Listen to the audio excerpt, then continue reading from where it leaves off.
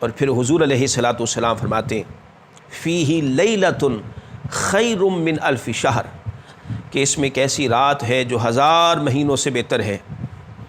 من حرم خیرہا فقد حرم، جو اس مہینے میں بھی اللہ کی رحمت نہ پا سکا اور وہ محروم ہی رہا تو فقد حرم، آقا فرماتے ہیں اس سے بھی بڑا محروم کوئی بندہ ہوگا بھلا؟ فقد حرم، بس وہ ہمیشہ کے لیے محروم ہی رہے گا کہ جو اس مہینے میں بھی رب کی رحمتیں نہ پا سکے،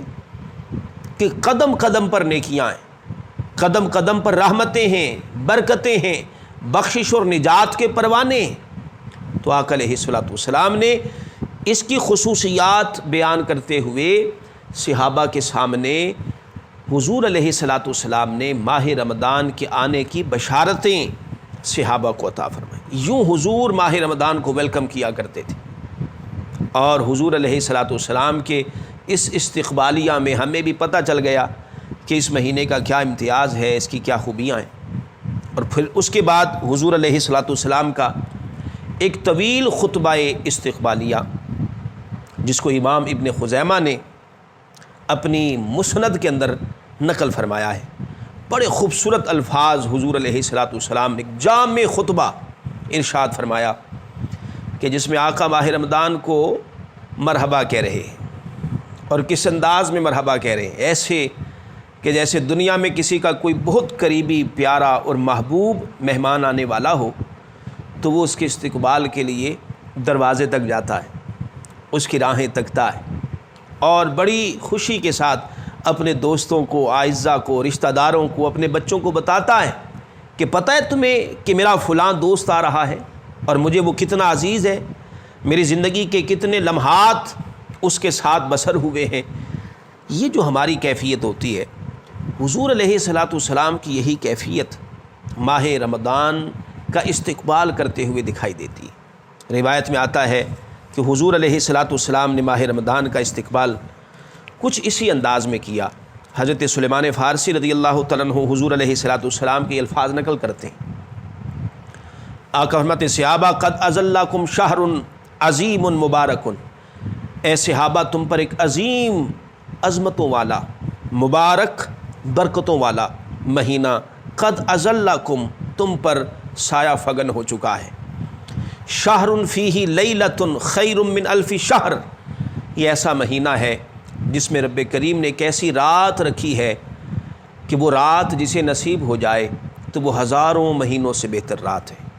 اس کا ایک سجدہ ہزارہا مہینوں پر حاوی ہو جاتا ہے،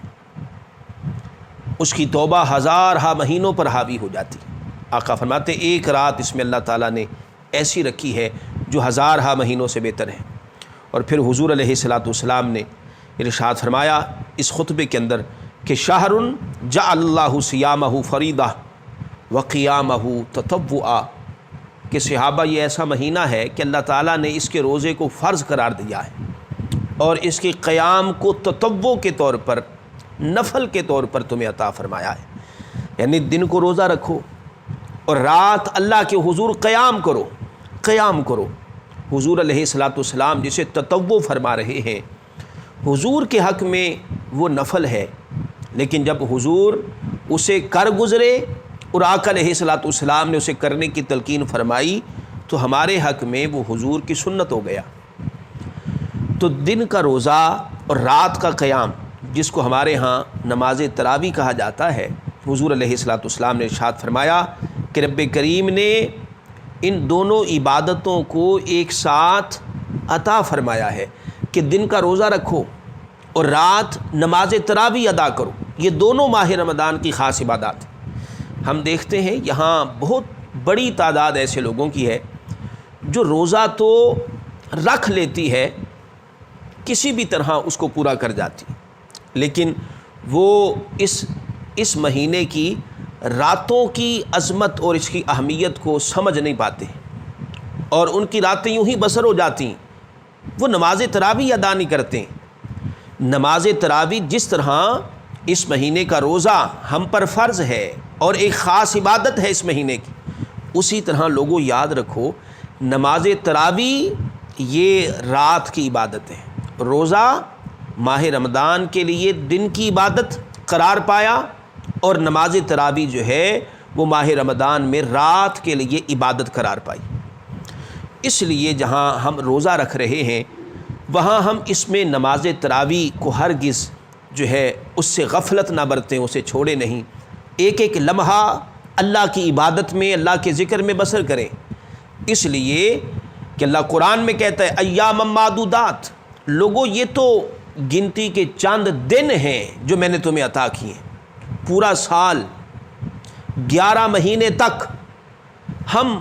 اپنی مرضی کے ساتھ زندگی بسر کرتے رہے، 5 نمازیں پڑھیں، گھر جا کر کھانا کھایا، صبح آفس چلے گئے، اور پھر پورا دن اپنی مرضی اور اپنی ترجیحات کے مطابق ہم نے بسر کیا۔ 12 مہینوں میں اللہ تعالیٰ نے صرف یہ 30 یا 29 ایام ایسے عطا کیے کہ جن میں ایک شیڈول اللہ نے دے دیا کہ دن کو روزہ رکھو اور رات کو میرے حضور قیام کرو، نماز تراویح ادا کرو۔ کیا 11 مہینوں تک ہم اپنی مرضی کے ساتھ زندگی دن اور راتیں بسر کر کر کے کیا ابھی ہمارے اندر کا شوق پورا نہیں ہوا؟ اب ماہ رمضان ہے، آئیں اس ایک مہینے میں اس طرح سے عبادت کریں کہ اللہ ہم سے راضی ہو جائے۔ حضور علیہ الصلاۃ والسلام نے ساتھ ہی متصلاً آقا نے ارشاد فرما دیا، اس لیے تاکہ کوئی شخص یہ نہ سمجھے کہ یار اچھا چلو نفل عبادت ہے نا، کر لیں گے تو ٹھیک ہے، نہیں کریں گے تو کوئی پکڑ نہیں ہے۔ کچھ لوگ اس خوش فہمی میں بھی مبتلا رہتے ہیں اور خود کو بہلانے کے لیے یہ خام خیالی ہر وقت ان کے ذہن میں گردش کرتی ہے کہ چلو یار تراویح کون سا فرض ہے، کون سا واجب ہے، کوئی ضروری تو نہیں ہے اس کو ادا کرنا، ایک نفلی عبادت ہے، ہو گئی تو ٹھیک ہے، نہیں ہوئی تو بس ایسے ہی یہ علماء نے اور مولویوں نے ہم پر یہ تھوپ رکھی ہے، یہ کوئی فرض اور واجب نہیں۔ معاذ اللہ ایسے الفاظ سننے کو ملتے ہیں دوستوں سے، لوگوں سے۔ سنیں حضور علیہ الصلاۃ والسلام نے جہاں یہ فرمایا نا کہ جعل اللہ صیامہ فریضہ و قیامہ تطوعا، تو ساتھ ہی اگلے جملے میں آقا علیہ الصلوۃ والسلام نے اس کی مزید رغبت بڑھاتے ہوئے آقا علیہ الصلوۃ والسلام نے کیا ارشاد فرمایا؟ آقا فرماتے ہیں من تقرب فیہ بخصلۃ من الخیر کان کمن ادى فریضۃ فیما سوا۔ آقا فرماتے ہیں جس نے اس مہینے میں کوئی ایک نفلی نیکی ادا کی، یہ ماہ رمضان ہے، یہ عام دن اور راتیں نہیں ہیں، یہ ماہ رمضان کے دن اور ماہ رمضان کی راتیں ہیں۔ آقا فرماتے لوگوں یاد رکھو من تقرب فیہ بخصلۃ من الخیر کان کمن ادى فریضۃ فیما سوا۔ آقا فرماتے جو شخص اس میں ایک نفلی نیکی ادا کرے اللہ اسے فرض کا ثواب عطا فرماتا ہے۔ ادا کرنے میں وہ نفل ہے، دیکھنے میں وہ نفل ہے، لیکن یہاں بندہ بطور نفل ادا کرتا ہے، وہاں مالک کی بارگاہ میں اسے فرائض کے زمرے میں لکھ دیا جاتا ہے۔ یہ اس مہینے کا امتیاز ہے۔ اس لیے میں تو یہ کہتا ہوں اپنے حلقہ احباب میں، اپنے مقتدیوں میں، اپنے دوستوں کے اندر کہ لوگوں ویسے تو ہم آتے ہیں ظہر کی 12 رکعتیں ہیں، ہم کہتے ہیں چلو یار 4 فرض پڑھ لیے، ساتھ صرف 2 سنتیں پڑھ لو، یہی کافی۔ اسی طرح عصر میں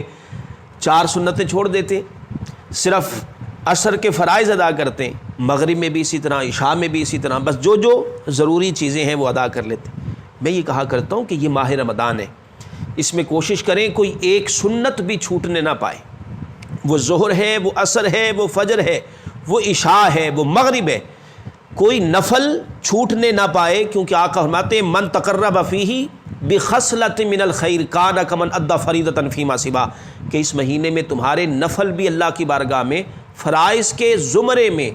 فرائض کے کھاتے میں لکھے جا رہے ہوتے ہیں، نوافل فرائض کے درجے میں آ جاتے ہیں۔ اس لیے کوشش کریں اس مہینے میں کسی بھی نماز کے اندر کوئی سنت، کوئی نفل چھوٹنے نہ پائے، کوشش کر کے تمام نوافل ادا کریں، بلکہ اس میں مزید کثرت کریں تاکہ ہمارے فرائض میں اگر کہیں کمی رہ گئی ہے تو اس مہینے کے ان نوافل کو جب فرائض میں لکھ دیا جائے گا تو قیامت کے دن جب اعمال نامہ کھلے گا تو فرائض میں کہیں کوئی کمی ہوگی تو اللہ تعالیٰ ماہ رمضان کے ان ادا کیے ہوئے نوافل کے ذریعہ سے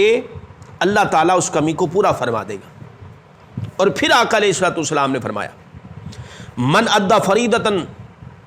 فیہ کان کمن ادا سبعین فریدتن فیما سوا، آقا فرماتے جو اس میں ایک فرض ادا کرتا ہے اللہ تعالیٰ اسے 70 فرضوں کا ثواب عطا فرماتا ہے۔ یہاں تو نے ایک سجدہ کیا اللہ کی بارگاہ میں، وہ رب کی بارگاہ میں جاتے جاتے 70 سجدوں کی شکل اختیار کر لیتا ہے۔ ایک رکعت 70 رکعتوں کے برابر ہو جاتی۔ ایک فرض آقا فرماتے وہ ایک نہیں رہتا۔ یہ ماہ رمضان کے ساتھ جب وہ ضرب کھاتا ہے تو ایک فرض 70 فرضوں کے برابر ہو جاتا ہے۔